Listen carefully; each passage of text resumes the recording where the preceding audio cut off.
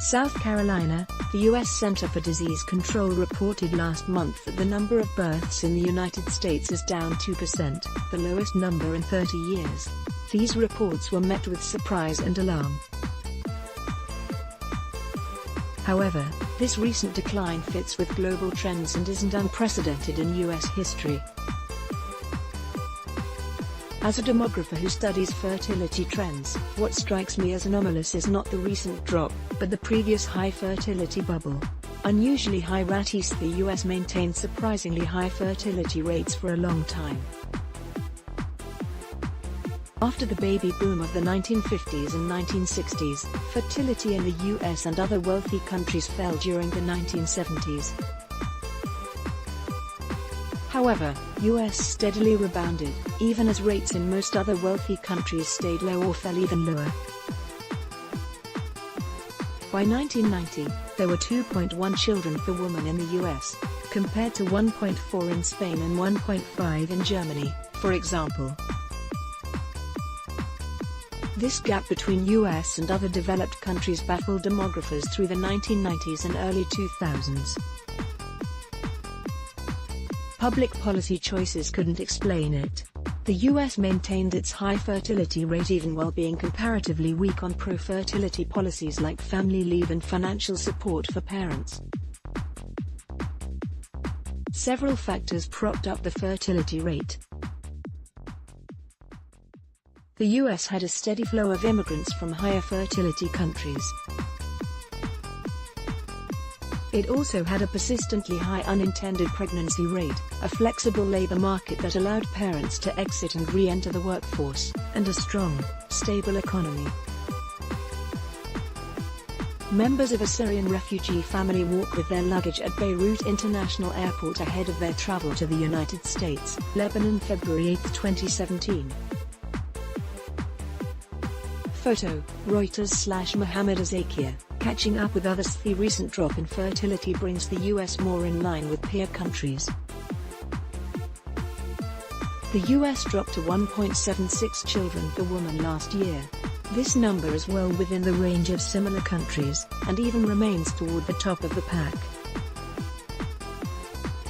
Only a few wealthy countries, including France, Australia and Sweden, have higher fertility rates, and differences are small. But depending on how you measure it, fertility in the U.S. is not at a historic low. By one measure, called the general fertility rate, U.S. fertility is indeed the lowest it's ever been. This is the measure widely cited in media reports. But, in my view, this measure is flawed, because variations in the age structure of women can artificially inflate or depress it. For example, having a high proportion of women in their late 20s will inflate the rate. A better measure, without this issue, is total fertility rate.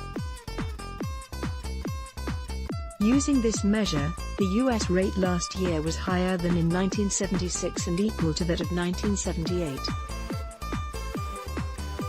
So, the country has been here before. Fluctuation is normal. It's normal for fertility rates in wealthy countries to go up and down. People tend to adjust the timing of births to take advantage of a good year, such as one when high state benefits are offered, or avoid a bad year, such as one with high economic uncertainty.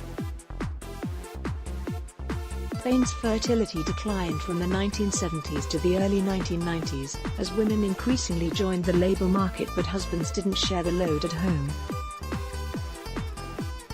In Russia, fertility fell steadily following the economic and political shock of the collapse of the Soviet Union. It later climbed back. Between the 1990s and early 2000s, Sweden's fertility fell and then rose, in part due to changes in the timing of births, the economy, and the state's generous supports for parents. There are a number of possible explanations for the recent dip in the U.S. The global financial crisis is important, and its effects linger even as the economy has recovered. A Gallup poll indicates that, for the past several years, Americans' satisfaction with the way things are going in the US has remained substantially below levels in the late 1990s and early 2000s. The global financial crisis and its effects, even as the economy has recovered, could be one reason for the recent dip in the US fertility rate. Photo, Reuters/Brendan McDermid/file photo. In addition, declines in fertility rates have been particularly steep among younger people, who are disproportionately affected by high student loan debt and may find it harder than previous generations to get on their feet economically. However, if economic conditions improve for these young people, research suggests they are likely to make up many of these births later in their lives. Finally, part of the drop in overall fertility is due to declines in unintended and adolescent birth rates. Such declines have been a public policy goal for decades. So the dip in fertility should be seen as a good thing, not a cause for gloom. Keep it steady as fertility rates aren't alarming, yet. But a continued drop could cause problems. There are at least two scenarios to worry about. The first is a persistently low fertility rate that leads, over time, to a shrinking population. A population with a sustained fertility rate of 1.3 children per woman, for example, will quickly contract. The second is a large, rapid fall in fertility. That eventually creates a lopsided population with more old than young people, making it hard, for example, to sustain policies like Social Security. Both of these scenarios could happen, but it's important to emphasize that the US is not currently experiencing either one. However, it might be wise for the US government to consider implementing stronger pro-family public policies such as paid family leave and subsidized child care.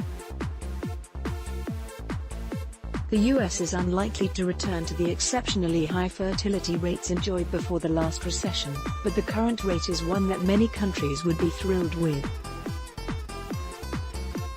Caroline Sten-Hartnett is Assistant Professor of Sociology at University of South Carolina. This commentary first appeared on The Conversation. Read the original commentary here.